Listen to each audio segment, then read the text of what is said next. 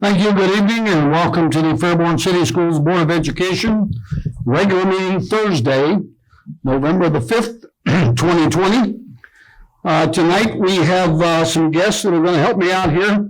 Addison Hart from Baker, Bennett Hart from the high school, and also Samantha Hart from the high school are going to lead us in the Pledge of Allegiance.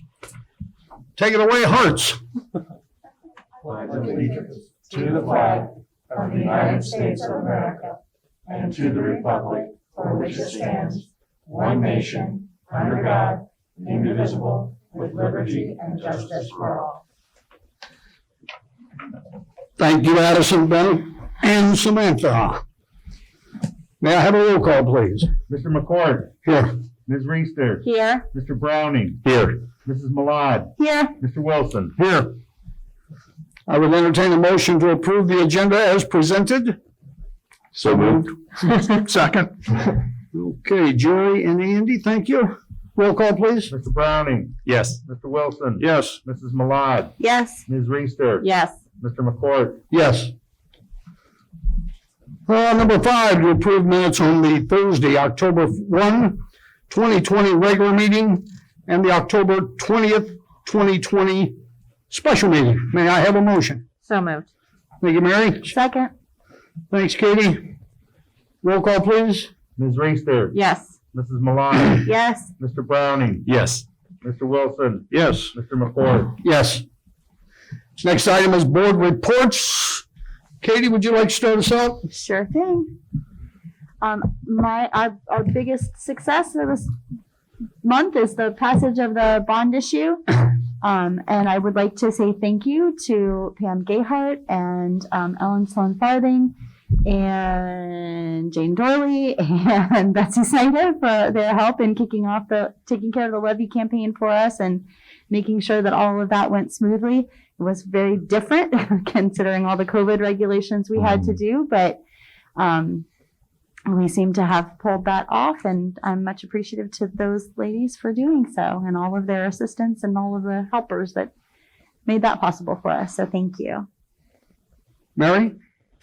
What Katie said, and then all of the people who walked around hanging door hangers, sharing social media, sharing the stories, the teachers who took time to make the videos to show the examples of why we need new buildings. So I'm appreciative of that. I will not be doing a Toyota jump today. I'm one and done. The Fairborn Music Club has some fundraisers going on. Some of our biggest fundraisers have not been able to go on just because of COVID and all of those restrictions. So if you are interested in ordering wreaths or poinsettias, please see your favorite band student. Or the quilt raffle. Jeannie said the quilt raffle. We wrapped up football finally. Thanks COVID for that one. And then winter sports is starting. So you got basketball and all of that good stuff. So hopefully we can start to return to some normalcy. So that's it for me. Andy? Okay, we had some open house events at the new primary school. We had a couple of nights for parents and their students, and grandparents and so forth. And then we had a couple of nights also that the public could come by and see the beautiful new primary school building. And there were several people that obviously had not been in the building. When they walked in, they just looked around and said, wow. So hopefully we can, with the passage of the bond issue levy for the new high school, we can get them to almost faint when they come in the door of that building. So I would like to thank the community members of Fairborn for their support and their understanding of how important it is for those new schools to be built. Mr. File was telling me that out of all of the bond issue levies on the ballot in the state of Ohio, only 4 passed. Wow. So that's quite a thing for Fairborn, and the understanding that the community is showing and the support that we're getting from the community. And really, really appreciate that. Thank you. Jerry? Yep. not to be redundant, I wanted to start with thanking the community also for the support of the bond. To me, it's huge for not only the district and the students in the district, but also for the city itself. I think it'll be a big boost to the city and, attracting people, attracting businesses, those types of things as we build those buildings. Second, I think everybody knows it's been a pretty strange year this year in terms of stressful year. And I wanted to thank the custodians, bus drivers, teachers, all the other staff in the buildings and in central office, because it may not always show, but we know, or we're aware of what people are going through and trying to hold it together. And I know it's very stressful and wanted to say a thanks to them. The football team was mentioned. Fall sports in general got impacted by COVID in terms of losing games, not only football, but I know soccer did. But the football team ended 6-1. They brought the Border Bowl trophy back from Beaver Creek that we were told had been there since 2009.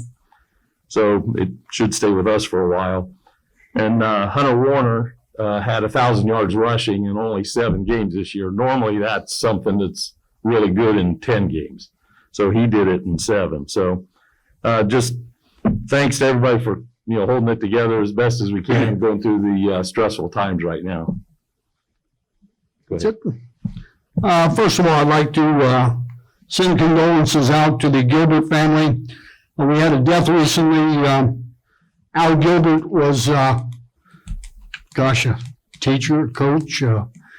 His wife, Mrs. Gilbert, was the attendance lady at my high school across town back in the early 70s. So Mr. Gilbert lived a long life, and our thoughts and prayers are with his family. As Jerry mentioned, the Beaver Creek game last night, real good game. Bringing the Border Trophy home was very nice. I want to go back just a few short weeks and say how much we appreciate our donor, who not only gave us $2.5 million for the new home of the Fairborn High School and soon to be Baker Junior High, but also gave us $750,000 to get each and every student in our district a Chromebook to take home and to study from. Next, the levy passed 56 to 44. Just a big thank you to all the taxpayers out there.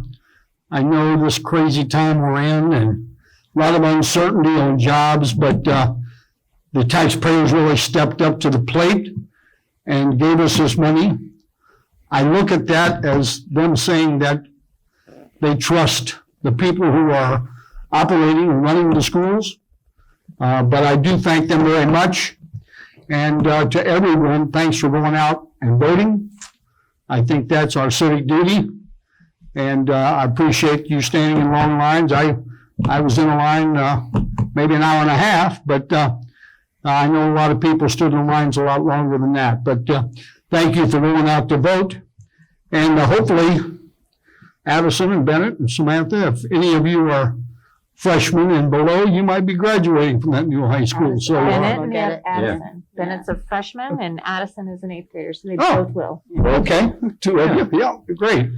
Well, that's going to be, we promise you this, it's going to be a sight to see. Sorry, it's going to be a showpiece. So thank you for that. And the next will be school district presentations. Mr. Law. Recognition of visitors. Oh, I'm sorry. Mr. I gotta President, recognize it. Mr. President, we have 2 people signed up for public comments. The first is Aaron Smith-Glenn. Let's talk about virtual school. If you want to come up here to the microphone, and you have 5 minutes to address the board.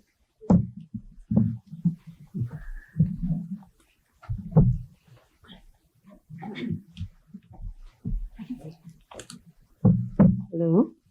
Thank you guys for having me, for taking the time to hear my comments and answer my questions to the best of your knowledge and ability.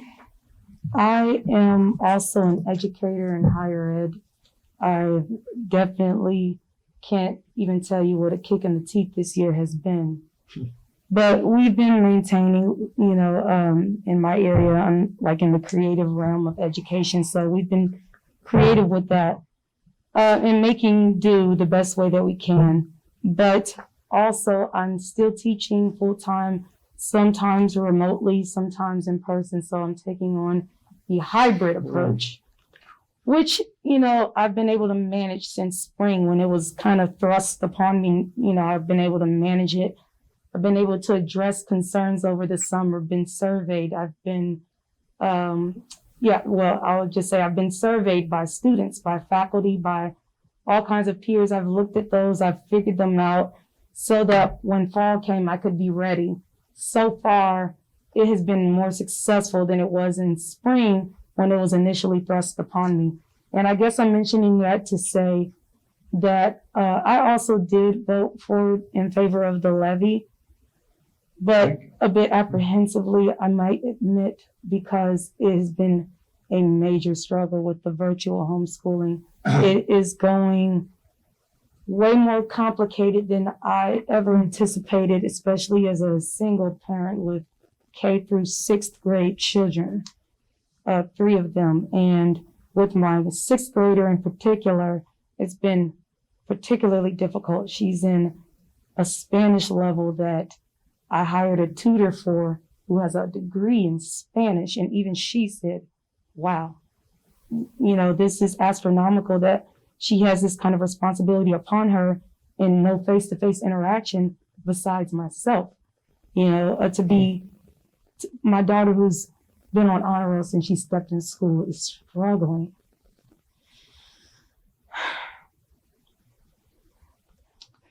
For the first time in her life. Sorry. And I feel living here, that the concerns are not being heard by parents like they should. I listen to people in other districts, in the Dayton area, in Ohio, in Indiana, in Illinois, in Arizona. I have people everywhere. Everyone's getting at least 6 hours of face-to-face through the screen interaction per day. My daughter gets 15 to 20 minutes per week. And all I've been told is, here's her work. We've been giving it to her. We got to calculate the grades. This is what it looks like. I've been telling, it's just, and I find that it's hard for the teachers to really invest what they need to when they are also overwhelmed. They have to go into class to teach and then turn around and deal with this other group of students in this virtual sector. It feels very isolated and neglected. And it feels failed already. The system is so broken. And I just want to know, Board of Education, because whenever I talk to anybody in the schools and I ask what's going on, why is it so complex? Why are we not getting the help that we need? And I hear things like, we didn't know. We didn't know it would look this way. We didn't know virtual learning looked this way. We didn't know they wouldn't have the packets already printed out and ready to go. And so I've had to pick up things from the school. I've had to return to the school to pick up packets just to see that things are still missing. It is utterly overwhelming and frustrating. And I want to know, if I am to remain in this place where my children want to just be treated like all the other children, why should we stay when there are other places that are willing to take us in and give us the kind of attention that we need until we get back to a decent place where I can feel comfortable enough to bring my children into an environment where they can be safe and where they don't have to worry about contracting the disease and worry about recovering from it. And then now people are recovering, they're finding out they have scar tissue. And people are taking it so lightly around here. And I feel that everywhere I go, the moment I step out the door, just this kind of energy of, we just want to get back to work so bad. And so I feel like I'm being starved. I'm looking at these numbers and these receipts and things, and I'm seeing extra money sitting in these other areas where it can be used to the disposal of the board. Is that something that you guys anticipate on using in this virtual sector? I look at minute meetings from previous minutes. I don't even see a mention of virtual anything. I see, wonderful things happening elsewhere, great things, but it does nothing right now for me, where my children typically would be those children on those fields doing great on the field. I mean, I have tremendous athletes, in my house, and they can't participate in that. And so they're already starved in that area, but to be starved now in this other very important area, I feel hopeless in this district with my children. I've had to hire a therapist for my daughter because she's so overwhelmed and stressed out. I don't know if you guys know this, but I'm not the only parent that feels this way. But I have other friends that do. They're simply at work right now, or right now doing homeschool, because people like me, we have to homeschool Saturdays, Sundays, evenings. I go to school 10 to 12 on Monday and Wednesday. I come home between 12 to 3 during my break to homeschool my children, maybe get a bite to eat, to rush back to work for a 3:30 to 5:30 class. And I do that every day. And I've been doing that every day for 9 weeks. And still my daughter is doing, I don't really know what else to say and what else to add to that. I think I've made my point clear. I probably have surpassed my 5 minutes already, but I really wanted to make sure that was said and known, because I'm like the heartbeat of so many families right now that are not here that want to be though. Thank you. Thank you. Ms. Glenn, usually the Board of Education does not respond to direct answers. That's fine. Would it be okay if we gave out your name and phone number to one of our administrators to Please. contact you? Mhm. I have gotten in touch. I've gone up to the school a few times. I've left messages. I've been told how sorry we are for this, that, and the other. But it's, So it's okay to have someone contact you about it? All right. In elementary or what grade? What? my kids are kindergarten, second, and sixth grade. All right. Thank you. Thank you. Ms. Glenn, thank you for coming in to talk to us Thanks today. very much. Thank you. Thank you.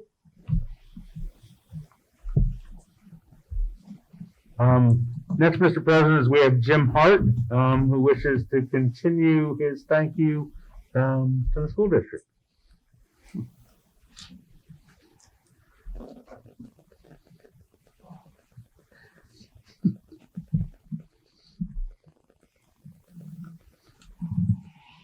Hello again, everyone. Last month when I was here, I had a lot more to say and things got a little emotional. And so I wasn't able to do that. So wanted to come back and finish up.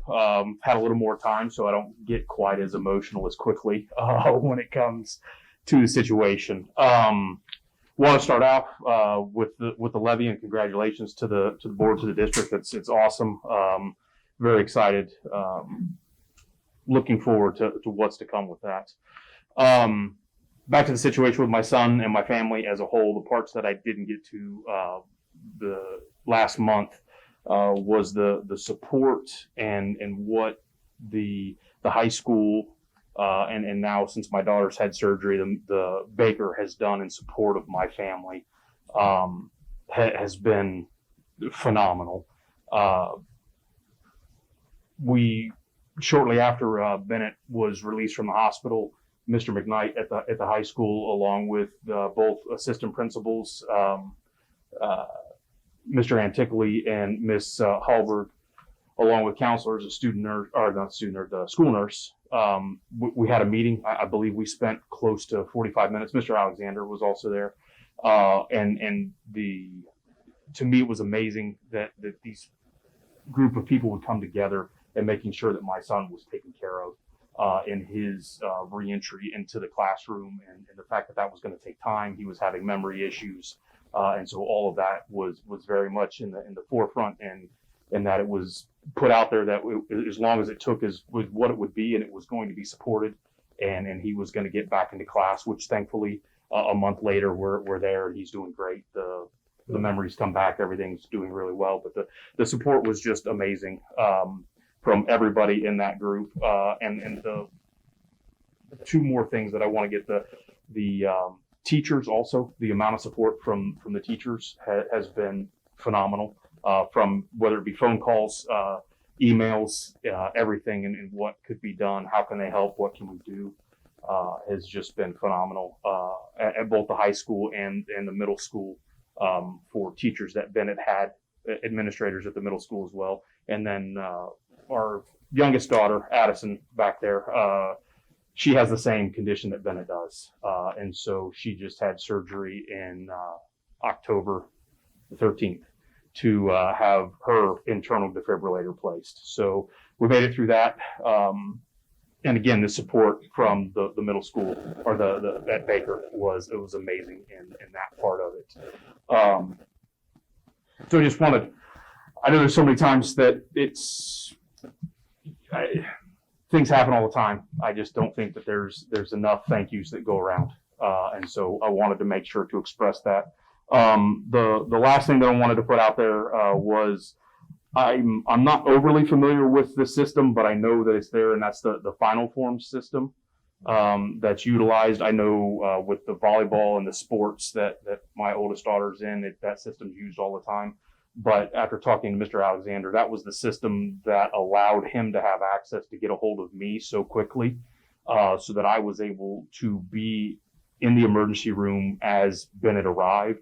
And with his medical history and those problems, it's integral, and it was a part of what made that situation move smoothly and make sure that he received the care that he needed, was for me to be there. I was in the doctor's hip pocket and explaining what's going on, his history, what needed to happen, what happened. And so for Mr. Alexander to be able to get that information and get it to get me involved as quickly as I was that day. So I'm not sure. I'm sure there is a cost to that. For me personally, it's worth all of what you're spending on it, because it definitely helped that day tremendously. And so that was one of the questions I had to Mr. Alexander, was how in the world did he get my number so quickly, and was because it was within minutes of it happening, that he was talking to me and gave me that ability. So I'll try to stop rambling. The biggest is thank you to the staff of the high school, the middle schools, Mr. Lally, and all your support and following up with my family and checking on my children and taking care of them, not only on that day, but then in the transition to making it back to school, has been amazing. So thank you very much. Appreciate it. Thanks, Jim.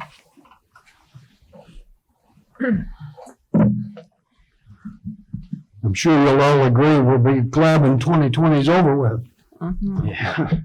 That's not going to stop anything. Next item is school district presentations. Mr. Lawley, please. Kevin Philo, our district treasurer, is going to talk about the auditor of the state of Ohio award.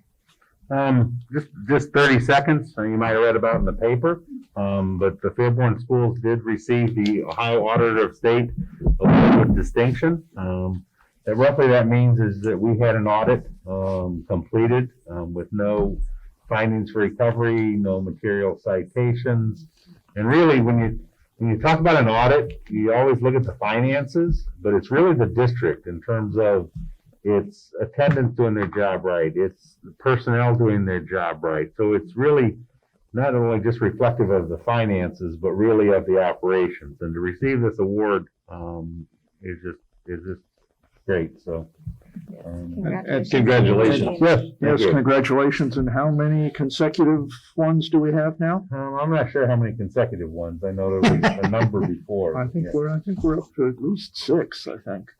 So.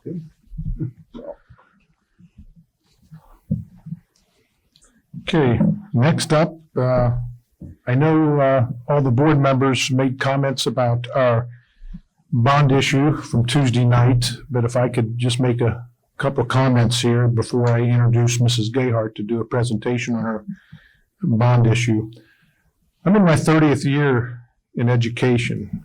I have been at a few different school districts, some well-to-do districts that it was always there. Great facilities, great books for our kids, for the kids. You name it, they had it.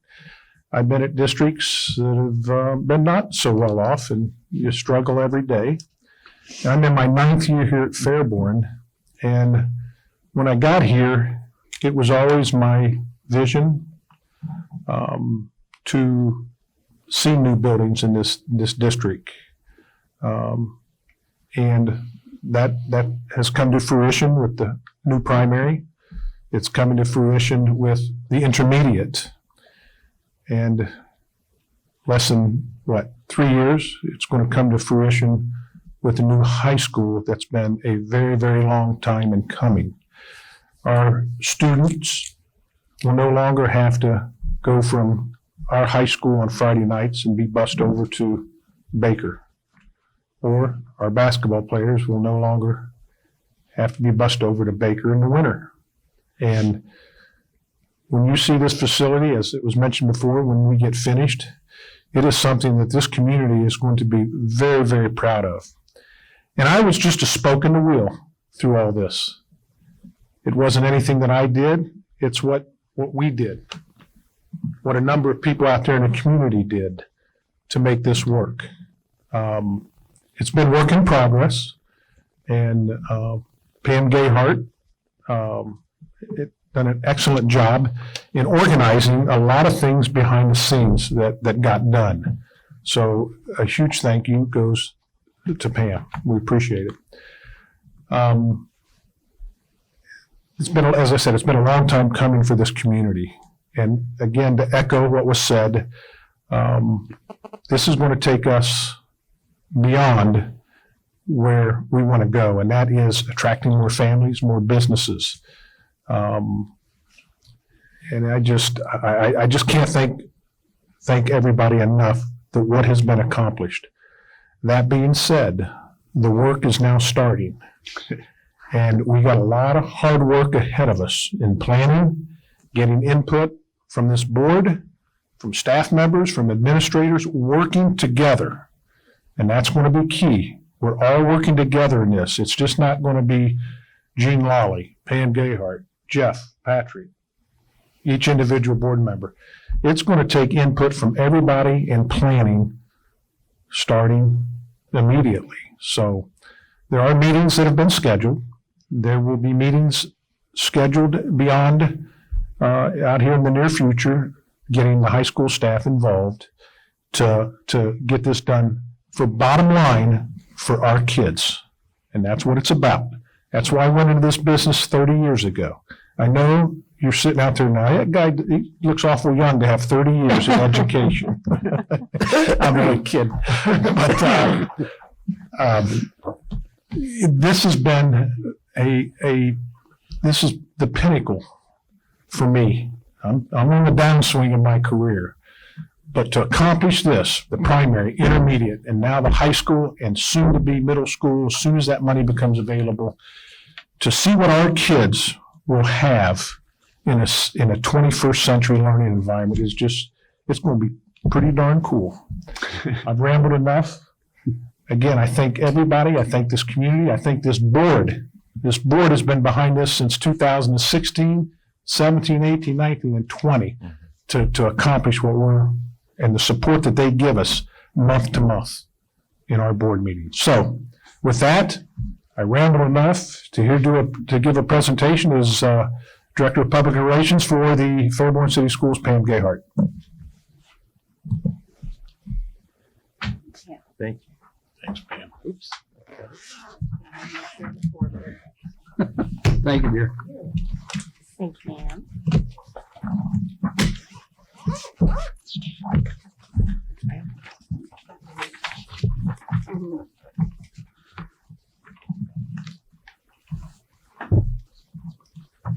Okay, so what an amazingly exciting time. I can't even, hopefully I won't cry.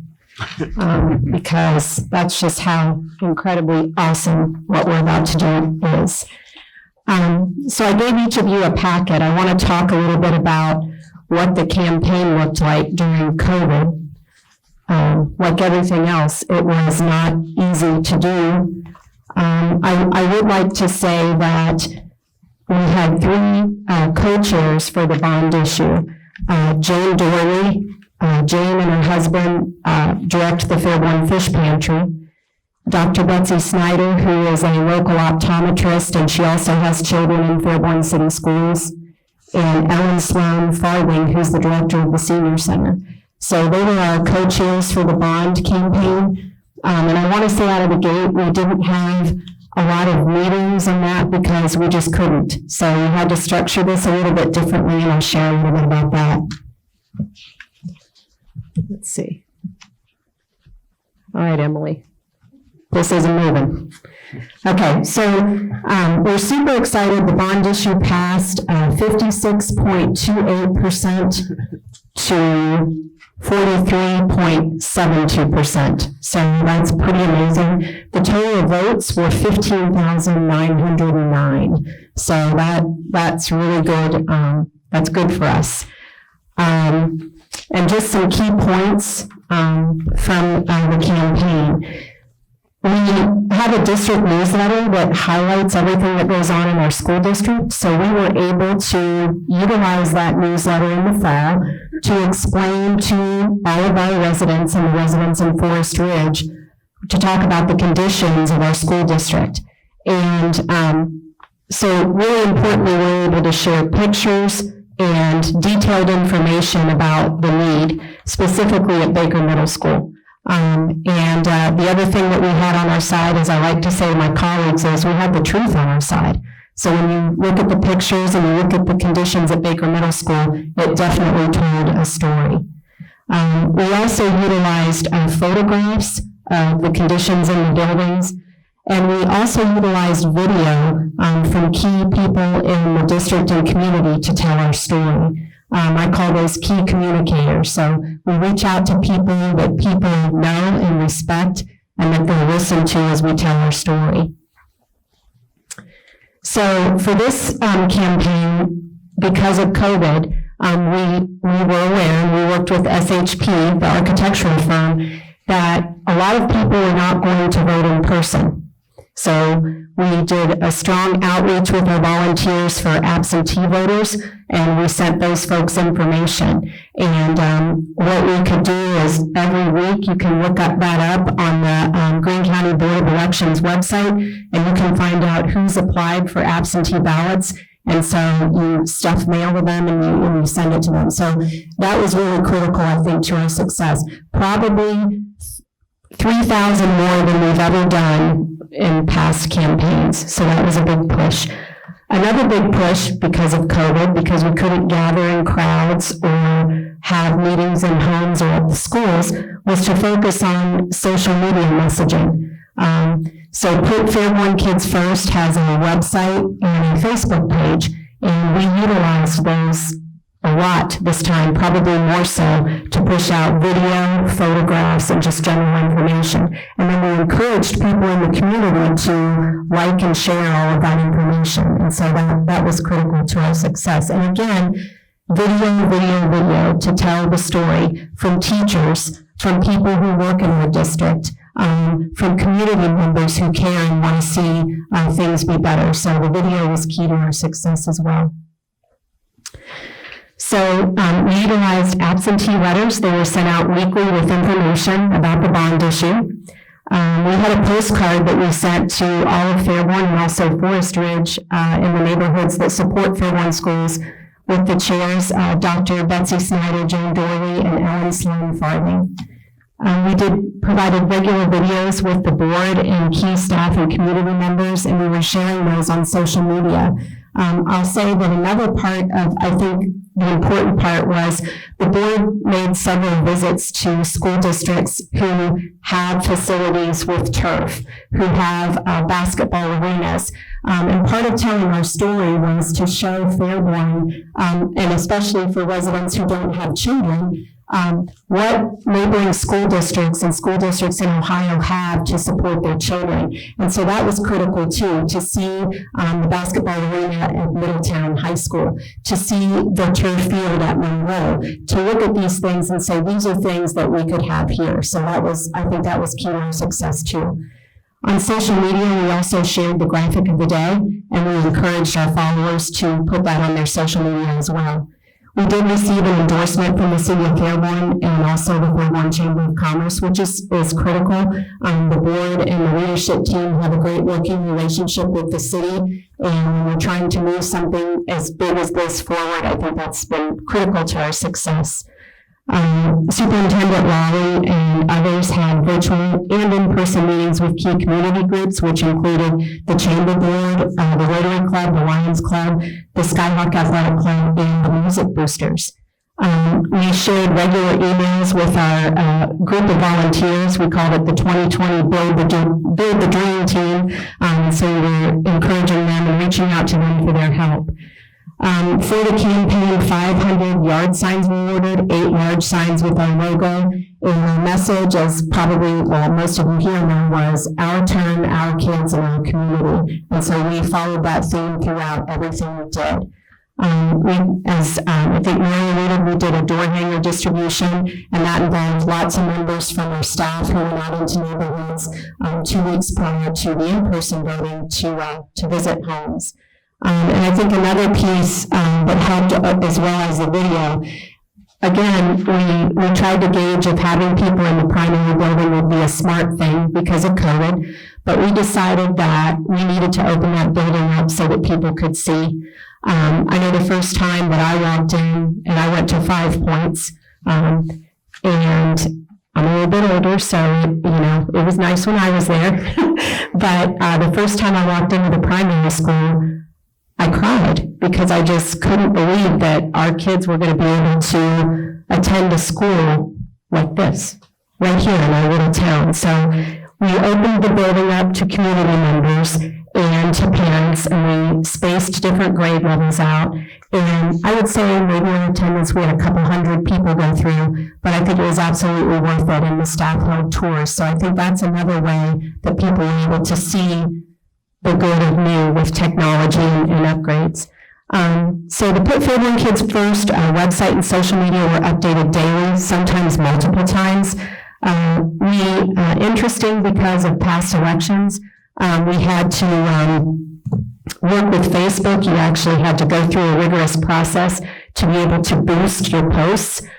Because there were shenanigans, I guess, in 2016. So you had to fill out all of this information, and they had to know who you were and what your address was, and it was quite a feat. But basically, what boosting on Facebook is you're basically pushing an advertisement out to your friends and followers. So that was also very helpful. And I'll repeat again that the messengers matter. When you see board members, when you see graduates, when you see someone who works in the boiler room, when you see the athletic director and the football coach, when you see people who we know and respect, and they're talking about what can be and how important it is, I think it makes a huge difference. And in your folders, and I didn't include this here, you have statistics, and if you flip through, what I did was I created a graph that shows the social media posts and reach information for each thing that we posted and shared on social media. So, for example, from October 6th to November 2nd, we reached 24,430 people. And we had 9,032 post engagements from the Put Fairborn Kids First campaign social media. Social media is free. It does have parameters if you use the boosting, but it's a very valuable tool to utilize to educate and inform. The graphics, messages, videos, and letters from community members were really, really important. So I just want to say, if you look at those graphics, I'll just mention a couple that I think were really important. Let me see. We had a video where we had Karen and John Beretta and Tom Kirsch, and that was actually 7,000 reach, 1,280 on the engagement, and 21 shares. And so I think what's important to know about that is that, let me flip here.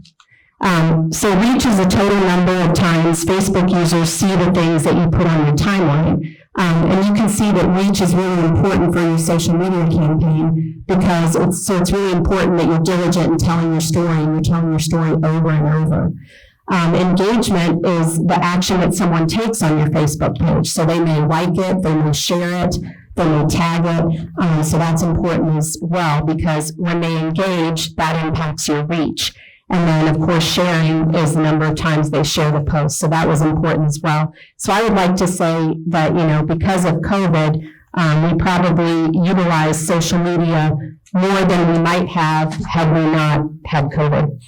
And then on the last page, it just shows So the committee had $30,790.22 to start with, and that's money that we raise during the year. But then there's just a cost breakdown of what we spent. And again, there's lots of people to thank. Amy Gayhart did letters to the editor. Waylon and Peggy Stiegel did small signs. Our treasurer, Kevin Philo, and Pete Dysinger did the large signs. I mean, we had a lot of people working behind the scenes really hard. Gene was doing videos, even though he, had surgery and all that. So everybody, door hangers and all of that, everybody worked really hard. And I just wanted to give an update on, kind of the behind the scenes of what happens to make this happen. But, I will share that we're but a small part in a giant big wheel of what's about to happen here. And I'm so incredibly proud to be part of this team. And I'm so incredibly happy for our community. We went to the football game last night, and the lady said, "Oh, congratulations on your bond issue." And after the game, I thought, "Oh, win." but we're just so incredibly proud, and we don't even know that what we're about to do will impact our community for the next 50 years. So, just a great thing, and I'm really thankful for everyone's support. Thank you. Thank you, Pam. Thanks, Pam. Thanks, Pam.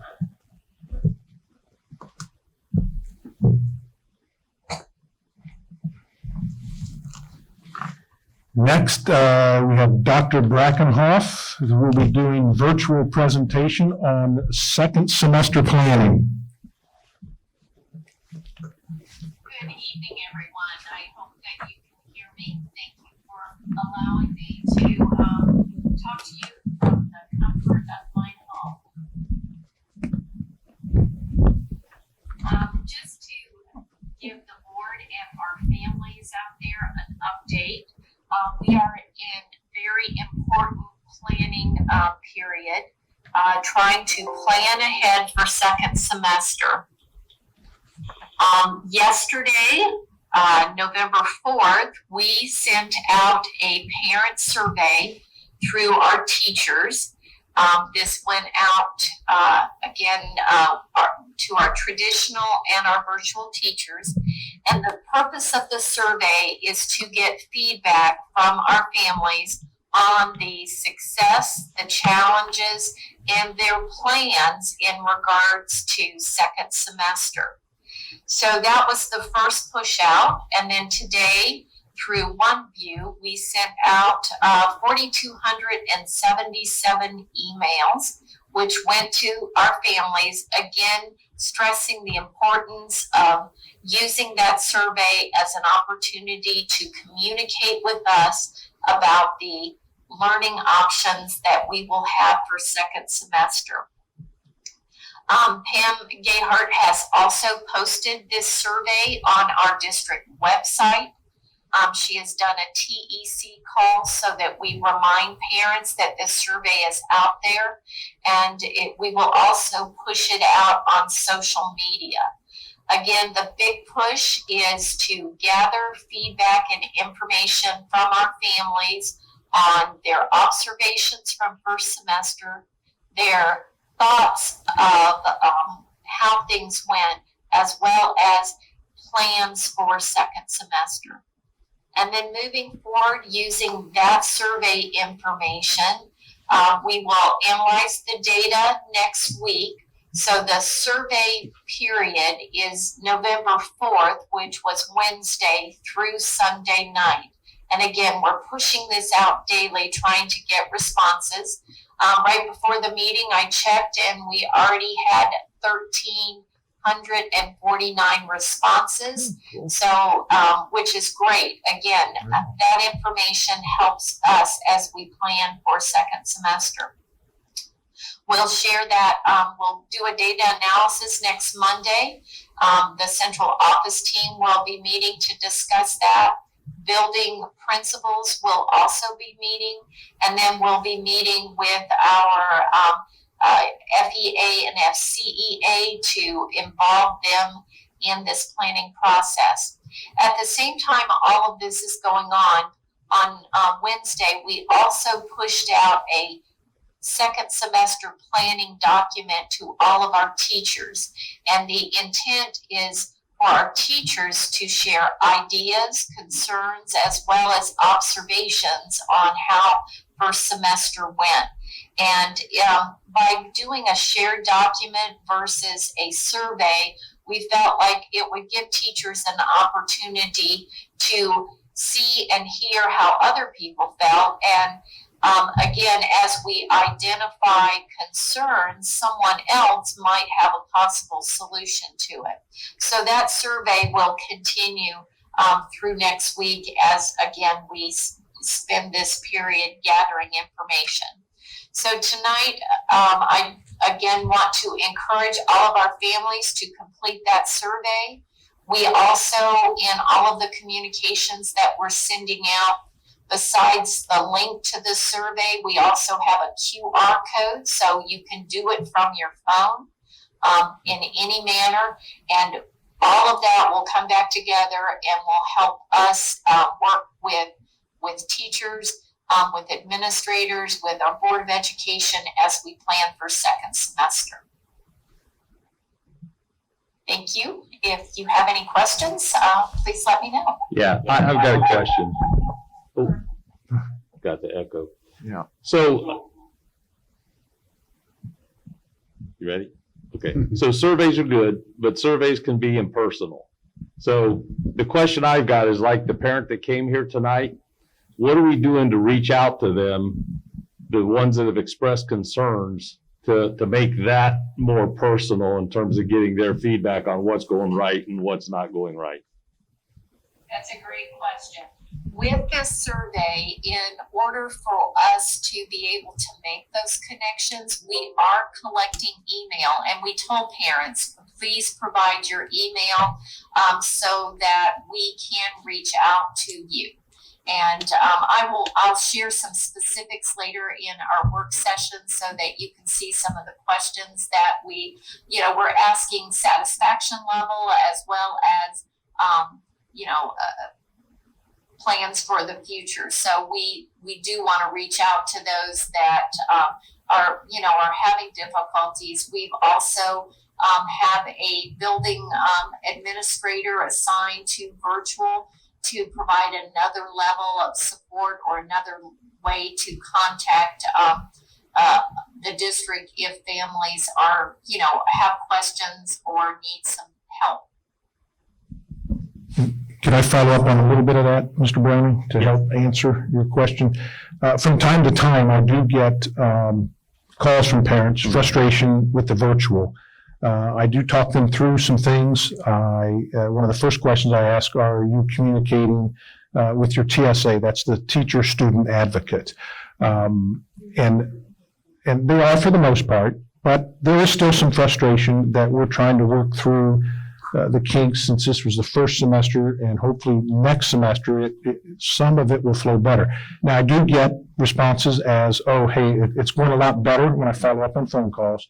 But not for everybody. Right. Now, I will reach out to this mother that spoke here today to find out a little bit more information so we can help resolve her frustration. Yeah. Okay.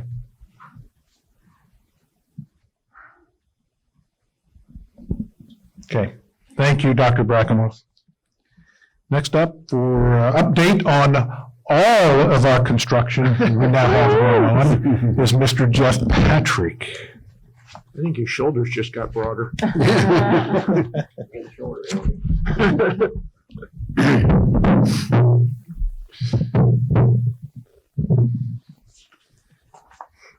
Good evening. First, I'll start with the primary school. Almost afraid to say anything, but we've had no leaks in the heating system, which is a good thing. And with that being done, then we are in that process of trying to commission it, heating zones, CO2 sensors and everything, positive, negative airflow and so forth. So that does take a little bit of time, but I will say that at least the reports are good, and I know that Twyla likes her room a little chillier than everyone else, and I think we've been able to maybe work that out a little bit. So we're working on those things, but that does take time. So we're going through that. like I said, the good thing is the system does appear to be working. The finishing of the landscaping definitely hit a roadblock with the rain that we had over the last couple of weeks and so forth. Hopefully that, I'm not too sure how much more we'll get done the rest of the fall. May have to wait and finish some of that in the spring at the primary. At the intermediate, kind of the same type of situation. The weather has kind of slowed some of that progress. As you drive down Maple, you'll see a bunch of orange flags. What those orange flags represent are where the aggregate piers go. And what an aggregate pier is we'll drill a hole down into the ground about 10 feet, and we'll fill that hole with gravel. And that will help make the soil more sustainable to build upon. So there's 500 and some of those aggregate piers that need to be drilled yet. We were supposed to start that last week. Once again, with the weather, that was delayed a little bit. We do have a meeting tomorrow morning, and we'll get an update about how many have actually been drilled to this point in time. So the intermediate's coming along. Once again, weather's kind of hampering that a little bit. As far as the bond issue goes, trying to keep that on track, trying to build a new high school in the amount of time that we've set to move into it in August of 23 is pretty aggressive. But in order to keep that process going, we have started and gone through what's called the CMR process. It's Construction Managers at Risk. They'll help us build that project along with the SHP, our architects, and Hill International, our owner reps, will help us. We had 7 firms apply to be our CMR. We took a committee. We narrowed that down to 4. We interviewed 4. The interview committee, consisting of myself and Mr. Philo, a representative from SHP and from Hill, and 2 board members, sat in an all-day worth of interview process. We had basically vetted those construction companies before. We vetted them afterwards. And after going through and making that determination, you'll see in the board agenda tonight, I think towards the end of it, we are recommending Peterson Construction to be the CMR firm. So I don't know if Mary or Pat have anything to say about that process, but I thought it was a good process. I thought we went through everything, and having SHP representative and Hill in the room, I think was definitely a good help for that process.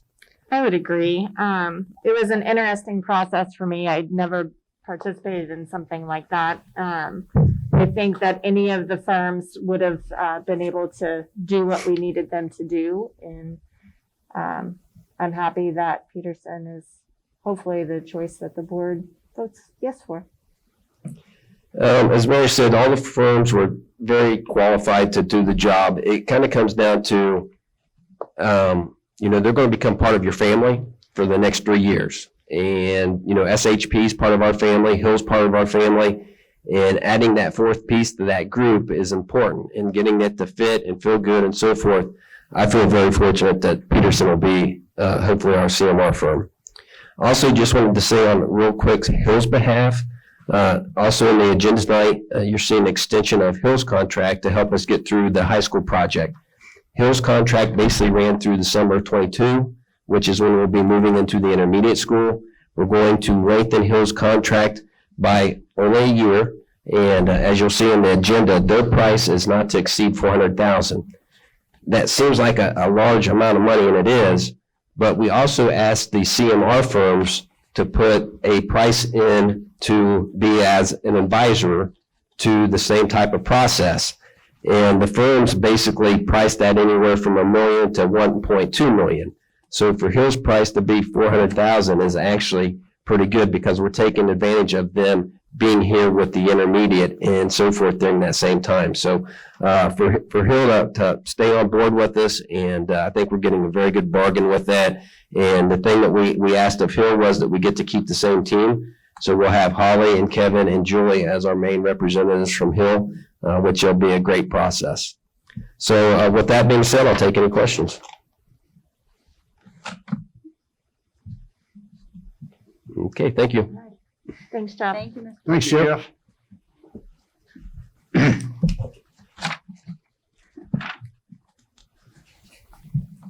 This is the good part. I'm kidding. Go home. Thanks for coming. Good night. Thanks. Anything else, Mr. Lally, for your All from mine. Okay. Next item is recommended by the treasurer to approve the following 3 items there to read with attachments. May I have a motion? So moved. Second. Thank you, Andy. Thank you, Mary.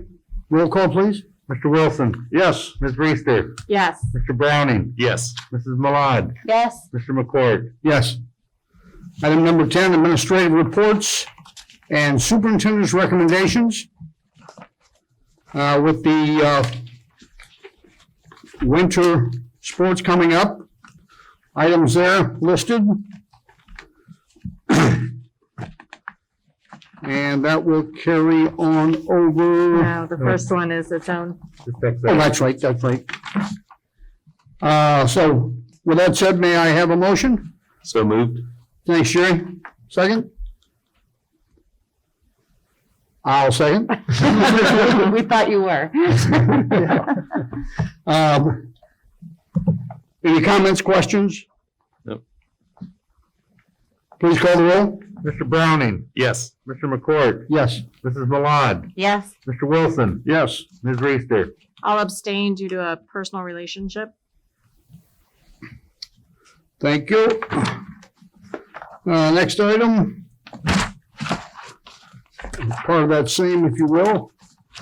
But we'll carry over Looks like to page 7 at the bottom.